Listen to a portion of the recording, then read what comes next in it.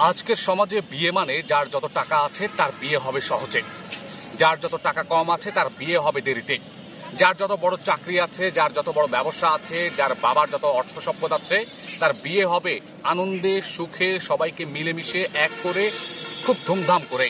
এবং তার সঙ্গে মেয়েকে বিয়ে দিতে পেরে শ্বশুর হবে ধন্য, শ্বশুর খুব খুশি হবে, শ্বশুর খুব আনন্দে থাকবে। আর যার টাকা পয়সা নেই, আজকালকার যুগে এই ঘটনা হচ্ছে আমাদের সাথে। আজকের সমাজে একটি ছেলের যোগ্যতা মাপা হয় ব্যাংক ব্যালেন্সে, তার বাড়ির সাইজে, তার বাইকের মডেলে, তার মাসিক ইনকামে, কিন্তু কেউ একবারও জিজ্ঞেস করে না এই টাকা হালাল নাকি হারাম। ছেলে ব্যাংকে জব করে, শ্বশুর শাশুড়ি ধুমায় খুশিতে আনন্দে আত্মহারা হয়ে গেছে। ছেলে অন্যায় অপকর্ম করে, অসুবিধা নেই তাতে। কেন? ছেলে পাজেরো চালায়, ছেলে পাজেরোতে চড়ে, প্রাডোতে চড়ে, ছেলে মাঝে মাঝে বিদেশে ট্যুর দেয়। এই জন্যই নাকি শ্বশুর শাশুড়ি আনন্দে মাতোয়ারা হয়ে গেছে।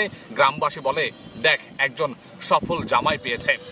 এই বলেই সমাজের সকল মানুষদেরকে তুচ্ছ করা হচ্ছে, যারা যোগ্যতা রাখে, যারা ভালো মানুষ, যারা দিনদার, যারা ধর্মকর্ম করে তাদেরকে এক সাইডে রেখে, যার টাকা আছে, যার সাফল্য আছে, যার অর্থ সম্পদ অনেক কিছু আছে, হালাল হোক অথবা হারাম হোক, ডাজেন্ট ম্যাটার, এই বলেই আজকালকার সমাজের অবস্থা পরিণত হয়েছে।